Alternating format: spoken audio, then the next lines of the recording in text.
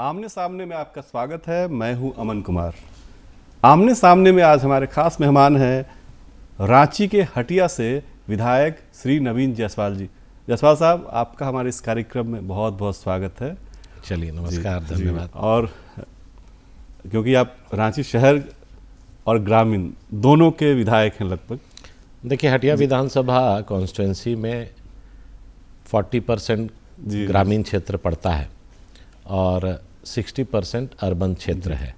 और हटिया विधानसभा क्षेत्र का सौभाग्य है कि इसी विधानसभा के अंतर्गत हाई कोर्ट, विधानसभा, सभी महत्वपूर्ण जो अभी IIM जैसे संस्था सभी इसी विधानसभा क्षेत्र में आ रही है और बहुत फास्ट ग्रोइंग विधानसभा ये है। इसी से हमारा सवाल ये था कि इतनी महत्वपूर्ण जिम्मेवारी आपको है और शहरी मतदाताओं का भी और ग्रामीण मतदाताओं का भी कि उम्मीद की किरण है आप, क्योंकि विधायक के तौर पे।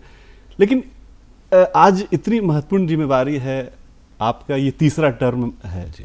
लेकिन इससे पहले आपकी एक यात्रा रही होगी। हर आदमी का, चाहे वो कोई भी हो, उसकी एक जीवन यात्रा होती है। तो कैसे शुरुआत हुई और यहाँ तक आप पहुँचे, उसके बारे में थोड़ा बताइए। देखिए, राजनीति में आने से पहले हम लोग जिस परिवार से हैं, बैश्य कम्युनिटी से आते हैं और परिवार के कोई सदस्य या कोई रिलेशन में भी राजनीति से किसी को लेना देना नहीं था और अपना परिवार व्यवसाय से जुड़ा हुआ था।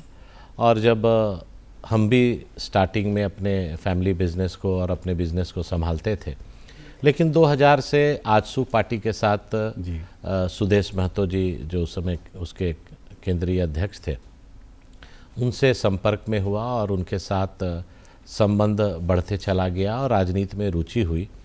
और 2000 से ही आजसू पार्टी से सक्रिय रूप से जुड़े और कई पदों में रहे।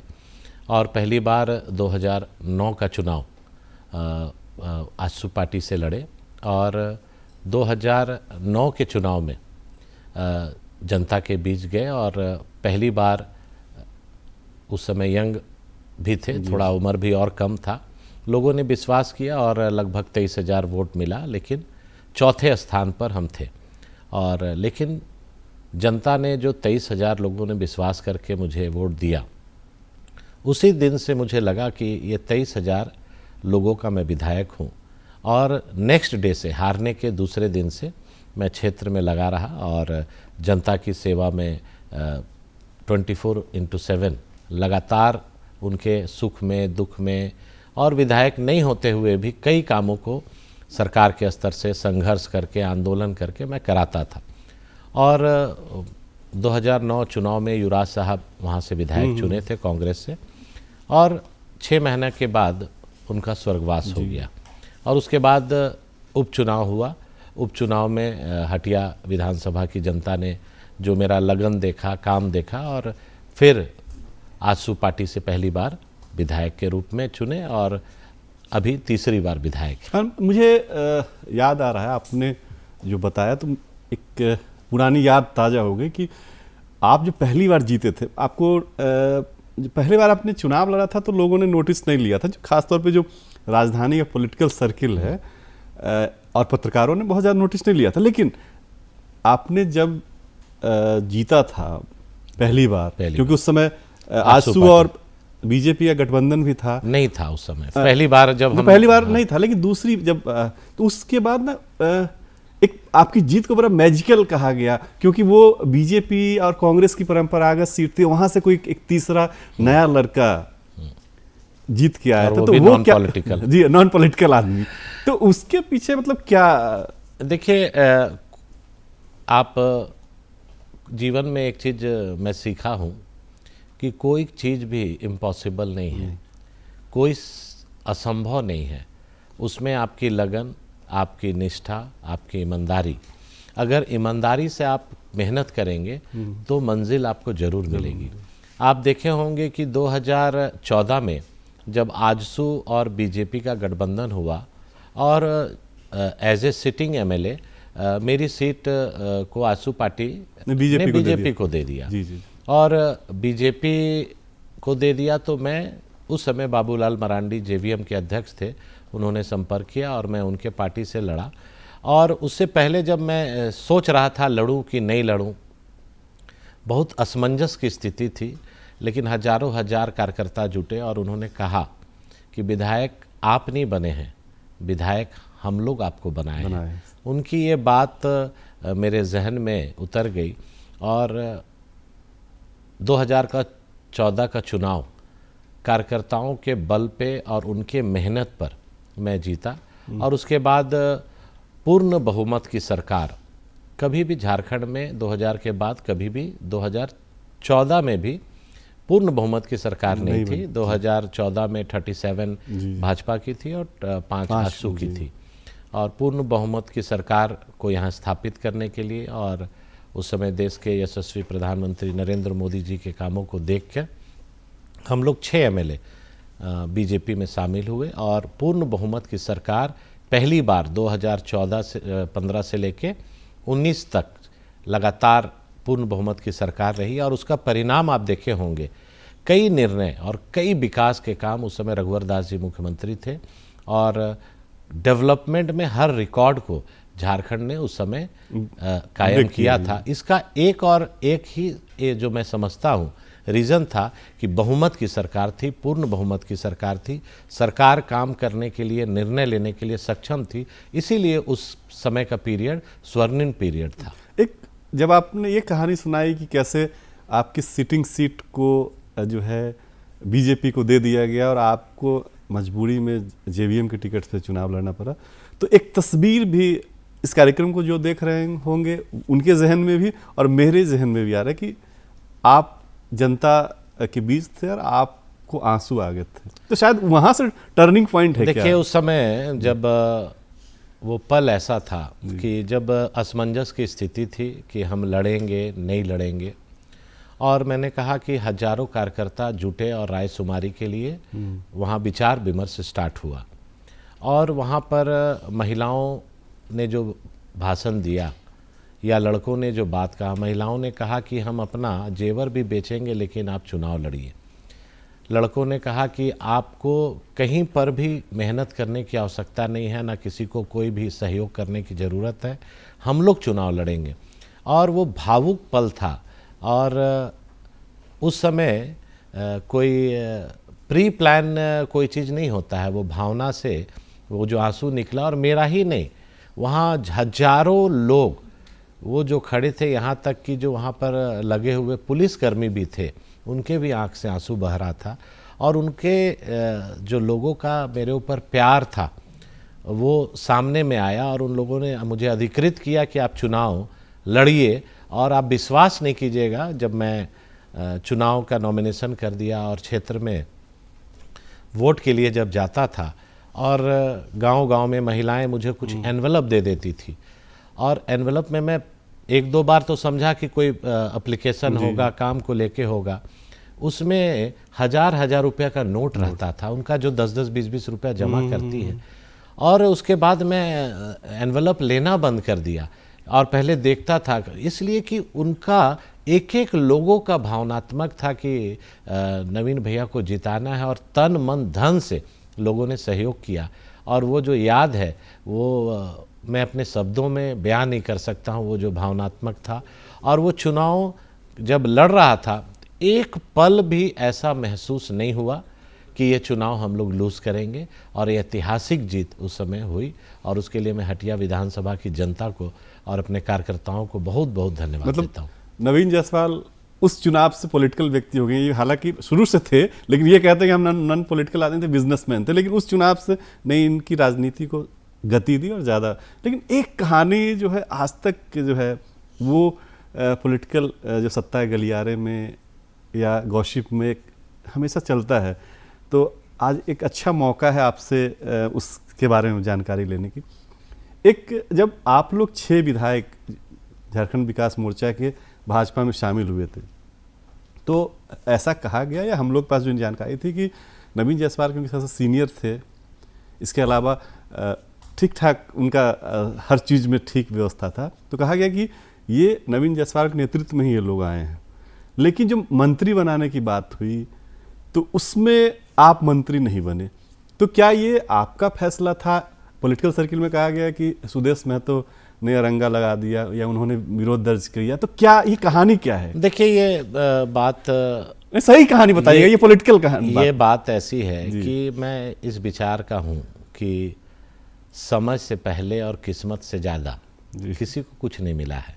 और राजनीति में हटिया की जनता ने 3 बार विधायक बनाया, और मैं कोई जीवन में कोई हड़बड़ी में नहीं रहता हूँ।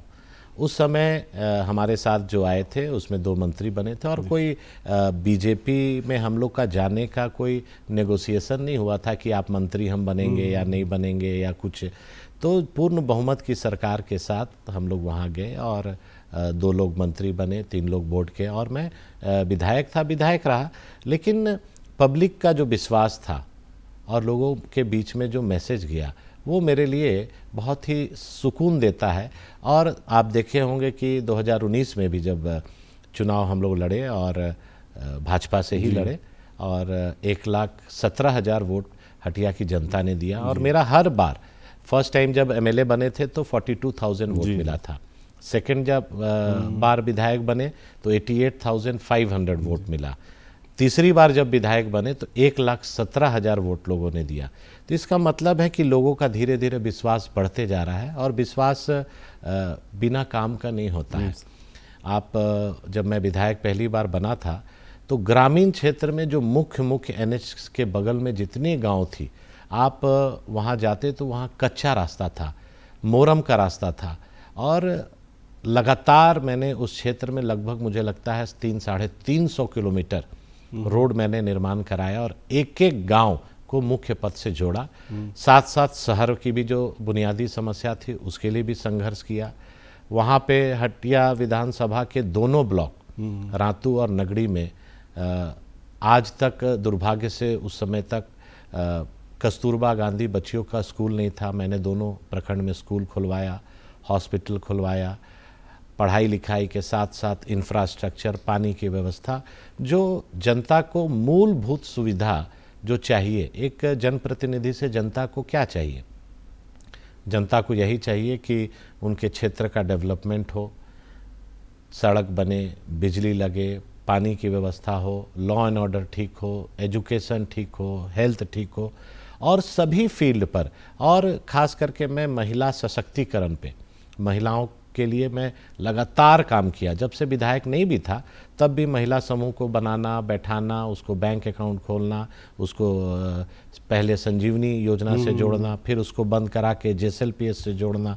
इसलिए कि खास करके मेरे ग्रामीण क्षेत्र में जो महिलाएं हैं, बहुत मेहनती महिला है, और उसमें काम करने का, बढ़ने का पूरा संभावना है। और उसको मैंने गोलबंद करके उनको एकजुट किया, और एकजुट करके उनको एक प्लेटफॉर्म देने का काम किया। और आज वो अपने पैर पर मैं कह सकता हूँ 50% स्टेब्लिश्ड हो गई हैं, पैसे की कोई कमी नहीं है। अब उनको सही दिशा पर, ट्रैक पर ले जाके स्वरोजगार से जोड़ने का प्रयास हो रहा है। वो तो आप काम कर रहे हैं, वो दिख भी रहा है, और लोगों का प्यार भी आपको मिल रहा है, बढ़ रहा है। लेकिन मूल सवाल जवाब जो है मुझे नहीं मिला। मतलब आपने मना कर दिया क्योंकि आपने बोर्ड निगम भी नहीं लिया उस। देखिए, राजनीति में मैं पहले ही कहा कि कोई मैं हड़बड़ में नहीं हूँ, और इस उम्र में, जिस उम्र में मैं हूँ, उस उम्र में लोग राजनीति स्टार्ट करते हैं। और हटिया के जनता की ओर से, उनके आशीर्वाद से मैं तीसरी बार विधायक हूँ, और ईश्वर जब जो मेरे साथ करता है अच्छा करता है, और जब अच्छा कुछ और होना होगा तो उसको भगवान के भरोसे छोड़ दीजिए, और कोई रोक नहीं सकता, निर्णय नहीं लेना चाहिए, कोई रोक नहीं सकता। लेकिन बाबूलाल जी तो अब आपके साथ हैं, अब कैसे रिश्ते हैं उनसे? नहीं, पहले भी अच्छे थे, अभी भी अच्छे हैं। देखिए, पॉलिटिकल मैच्योर हमारे लीडर हैं, और उस समय जो 6 एमएलए हम लोग गए, और बाद में बाबूलाल जी भी भाजपा में आए, तो निश्चित तौर पर देश में जिस तरह से मोदी जी के नेतृत्व में देश आगे बढ़ रहा है, पूर्ण बहुमत की सरकार में रघुवर दास जी के नेतृत्व में बहुत डेवलपमेंट हुआ, बहुत काम हुआ। आप उस समय याद कीजिए कि जिस तरह से झारखंड में 14 के पहले उग्रवादी घटना घटती थी, और 15 के बाद 19 तक आप लगभग मान के चलिए कि 1% केवल आपका उग्रवादी घटना होने लगी। सभी लोग या तो पलायन कर गए, या तो झारखंड छोड़ दिए, या मूलधारा में आ गए। तो आप लॉ एंड ऑर्डर जिस तरह से हुआ, भ्रष्टाचार पर जो अंकुश लगा, और जिस तरह से रोड का काम हुआ, जिस तरह से बिजली का काम हुआ, तो हटिया के साथ साथ झारखंड का भी डेवलपमेंट हुआ। आज देश में अगर बहुमत की सरकार है, हमारे देश में मोदी जी नेतृत्व कर रहे हैं। कल की ही घटना आप देखिए कि कितना गौरव का पल था उस समय। जिस समय 6:04 पे हमारा चंद्रयान 3 पर जो लैंडिंग करना था, उस समय मैं फ्लाइट पे था, और यहाँ तक कि पायलट ने भी उस समय थोड़ा डिले किया। लोग अपने मोबाइल पे पूरे पैसेंजर लाइव देख रहे थे, और जैसे हमारा चंद्रयान पर लैंड किया, सॉफ्ट लैंडिंग हुआ, और आप विश्वास नहीं कीजिएगा, पूरा प्लेन में भारत माता की जय और तालियों की गड़गड़ाहट। लोगों का अपने देश के प्रति कितना विश्वास है, मोदी जी के प्रति कितना आस्था है। और देखिए उसी का अगर बहुमत की सरकार होती है, स्ट्रांग लीडरशिप होता है, तो इस तरह के निर्णय होते हैं। जब चांद दूर था, अब चांद पर भारत है। ये बहुत गर्व की बात। लेकिन झारखंड के बारे में तो कहा जाता है, या जो कई राजनीतिक विश्लेषक हैं वो कहते हैं कि बीजेपी जो है ना, वो थोड़ा जेएमएम का जो गठबंधन है उसके सामने थोड़ा कमज़ोर है। वोटिंग का जो आंकड़ा दिखाते हैं लोग कि इतना % इसका, इतना % उसका, तो उसको लेके क्या कर रहे हैं? देखिए, जब 2019 का चुनाव हो रहा था, 19 के चुनाव के पहले कांग्रेस, जेएमएम, आरजेडी ने गठबंधन किया, और उन लोगों ने जनता के बीच भ्रम फैलाने का काम किया जी। और मैं उनको उस मामले में बधाई देता हूं कि उन्होंने जो रणनीति के तहत, क्योंकि उससे पहले लोगों के मन में उन्होंने ये कहा कि जैसे आप कांग्रेस के घोषणा पत्र को निकाल के पढ़ लीजिए, मैं तो अभी नहीं लाया हूं, आप देख लीजिएगा, सरकारी नौकरी हर घर में एक एक लोगों को देंगे, ये कांग्रेस के घोषणा पत्र। जब हम लोग चुनाव प्रचार में जाते थे तो हमारे समर्थक भी कभी कभी बोलते थे कि भैया इस बार कांग्रेस का सरकार बनेगा तो हम लोग को घर घर सरकारी नौकरी मिलेगा। अब जनता के बीच एक कन्फ्यूजन क्रिएट हो गया। दूसरी बात, जो हमारे ग्रामीण क्षेत्र में किसान हैं वो अपना धान को बेचना बंद कर दिए, और उन्होंने कहा कि कांग्रेस का सरकार बनेगा, जेएमएम का सरकार बनेगा, एमएसपी हमको दुगना मिलेगा। दूसरी बात, जो मेरे खाता में जो हम लोन लिए हैं, जो किसान क्रेडिट कार्ड से, उसमें 2 लाख रुपया तक का ऋण माफ़ हो जाएगा। अब जो सक्षम किसान भी थे, जो पैसा देने के लिए कैपेबल थे, वो अपना अकाउंट में पैसा जमा करना बंद कर दिए। अब उनका 2 अकाउंट इरेगुलर हो गया। उसके बाद किसान के बाद में 2 लाख रुपया का जो लोन माफ़ होना था, उसके जगह आप पता कर लीजिए 50,000 रुपया भी माफ़ हुआ, और उनका माफ़ हुआ जिनका अकाउंट रेगुलर था। अच्छा। अब आप समझिए कि 100 में 5 लोगों का रेगुलर अकाउंट था, उनका 50,000 माफ़ हुआ। जिनका इरेगुलर अकाउंट था, उस किसान जो लोन में था और कर्ज में चला गया, उनका नहीं हुआ। तीसरी बड़ी बात जो उन्होंने कहा था कि झारखंड के मूलवासी आदिवासी के लिए मैं यहाँ नियोजन नीति को लागू करूँगा और स्थानीय नीति बनाऊँगा। आप अगर थोड़ा पीछे और जाएंगे तो 2013 में जब जेएमएम कांग्रेस की सरकार बनी थी, कांग्रेस जेएमएम की सरकार बनी थी, और उस समय भाजपा से हेमंत सोरेन जी गठबंधन से तोड़े थे और इसी मुद्दे को लेकर तोड़े थे कि मैं अलग हो रहा हूं, मैं यहाँ की मूलवासी, यहाँ के आदिवासी के लिए स्थानीय नीति बनाऊंगा। इसीलिए बीजेपी से अलग हुए। 14 महीने की सरकार रही, उन्होंने एक बैठक तक नहीं किया।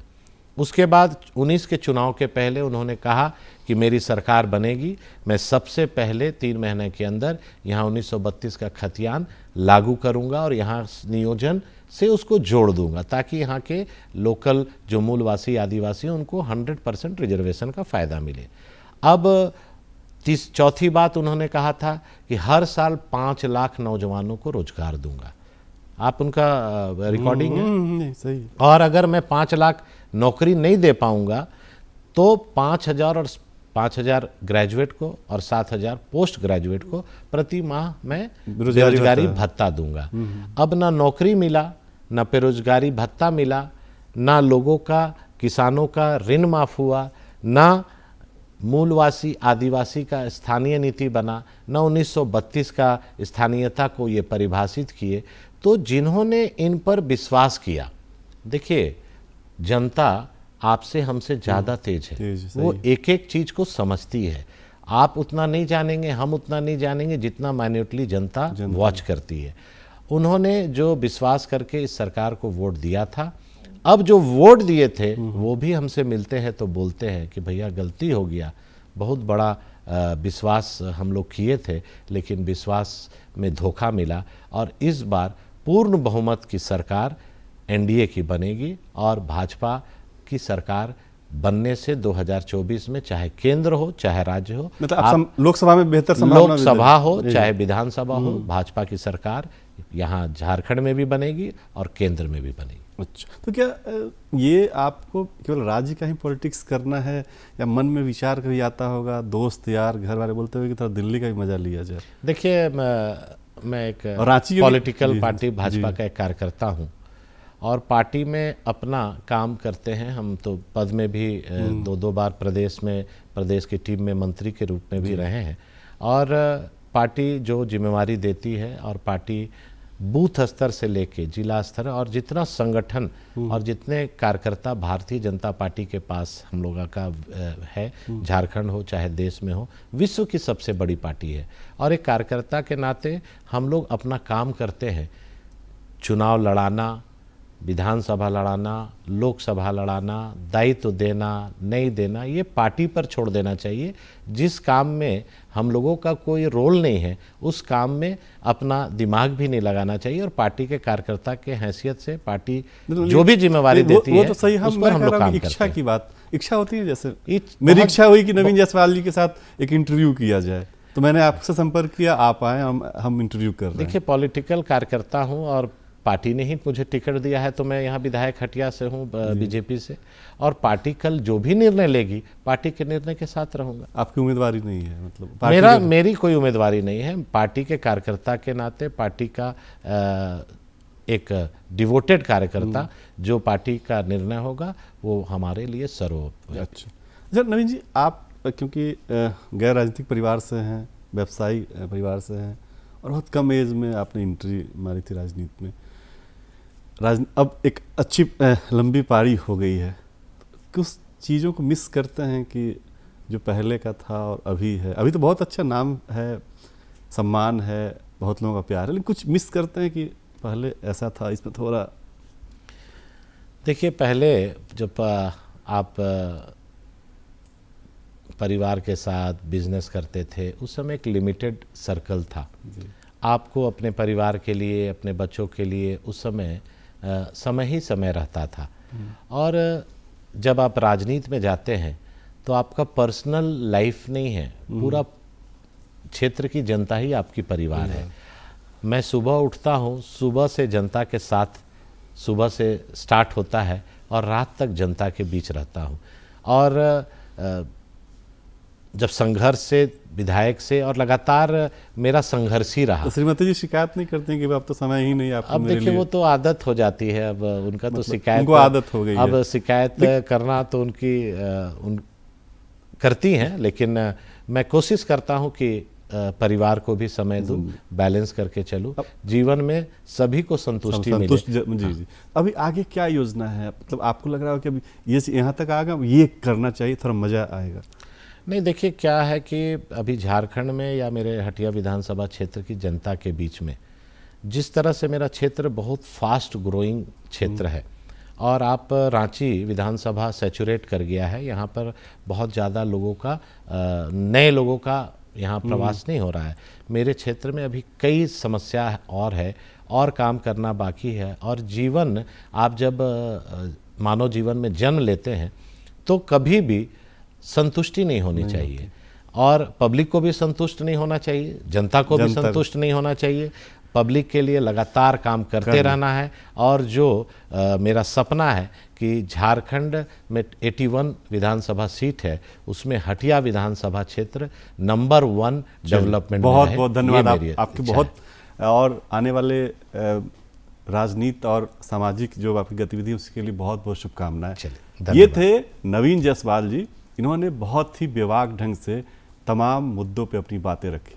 अगले सप्ताह फिर किसी दूसरे मेहमान के साथ हम चर्चा करेंगे। तब तक के लिए पूरी टीम को आज्ञा दीजिए। नमस्कार।